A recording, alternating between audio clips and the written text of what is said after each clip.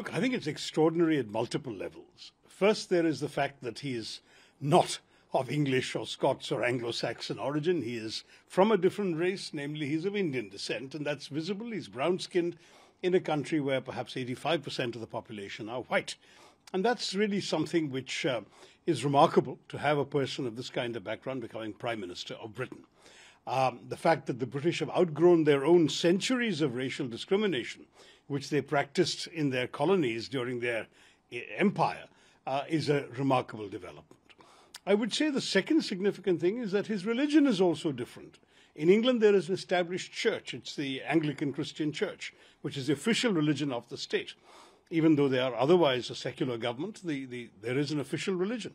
Rishi Sunak doesn't practice that. He's an overtly practicing Hindu. He took his oath as Chancellor of the Exchequer on the Bhagavad Gita. He'll probably presumably do the same thing as Prime Minister. He is somebody who has publicly, even when he was campaigning for the leadership of the Conservative Party, he tweeted pictures of himself performing a Gau Puja. He tweeted pictures of himself praying to Lord Krishna on Janmashtami. This is a man who is completely public about his Hinduism in a country where this has never been seen in a prime minister before. It's always been Christian. Even Disraeli, of Jewish origin, was Christian when he became prime minister. And somebody pointed out that recently in the Queen's funeral, the then Prime Minister Liz Truss read out from the Bible. Will Rishi Sunak do that, they asked. And my answer is, if he's the kind of Hindu that most of us are in India, he would have no problem reading the sacred texts of other faiths, because we Hindus are brought up to respect all faiths. So I think he would do that, but I'm just saying it's still a very unusual thing for the British to overlook. The third factor is his age. He only became an MP for the first time in 2015. Within 5 years, he'd become Finance Minister, Chancellor of the Exchequer, and within 7 years, he's Prime Minister. It's an astonishing growth, and I was just thinking that in India, a 42-year-old MP with 7 years' experience would be lucky even to be an MOS.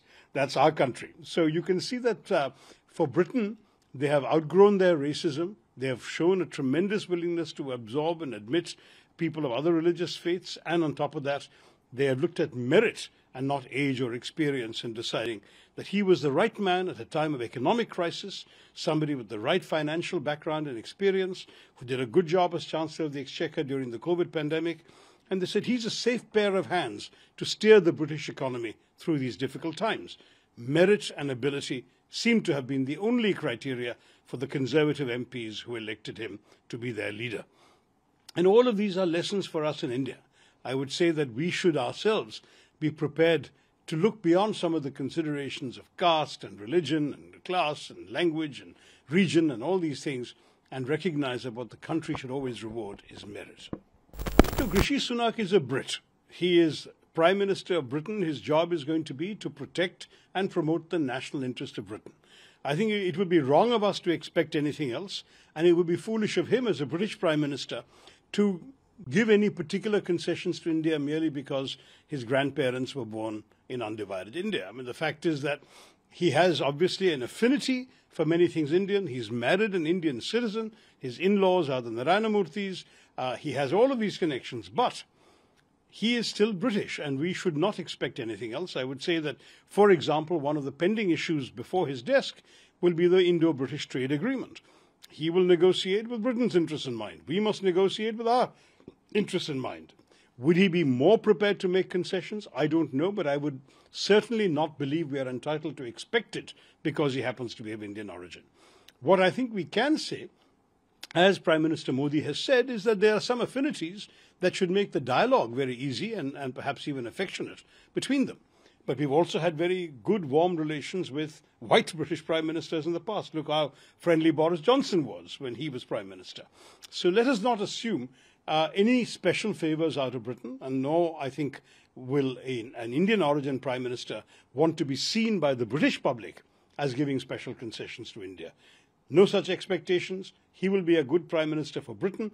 We must, as Indians, look after India's own interests ourselves.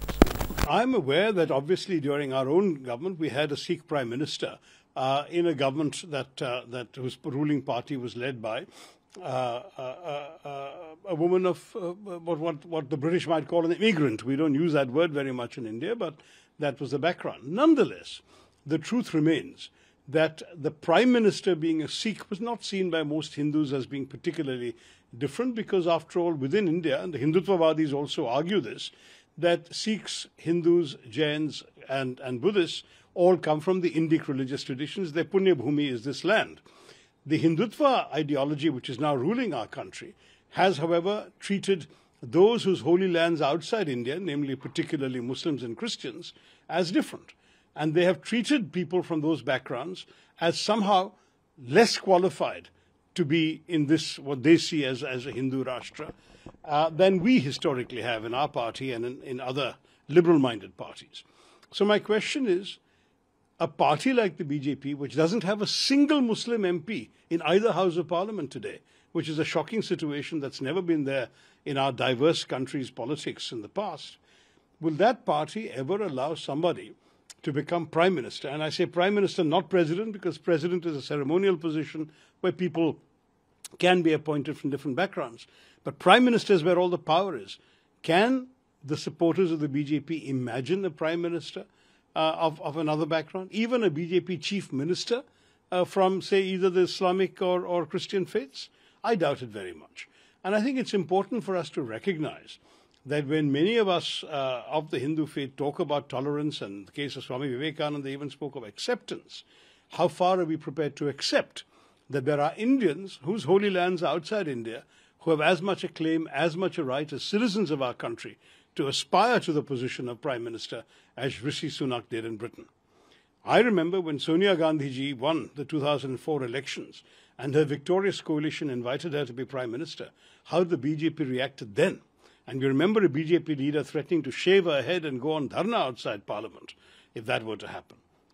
Let us remember that that is India today. Those people of the BJP have been in power since 2014.